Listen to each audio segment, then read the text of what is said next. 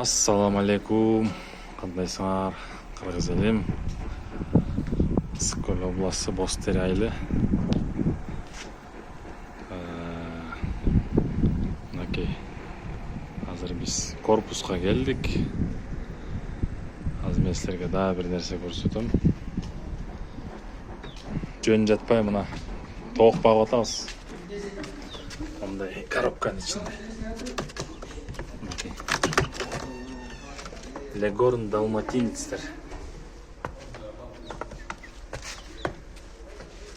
Ачып деле көрсөтөйүнчү силерге. 3 айлык балапандар. Мынакей. Ушинтип келди. Багып атабыз. Сезон бүткөнгө чейин багып анан алып кетебиз. Бишкекке. 12 штук бар. Мына биякта да бар.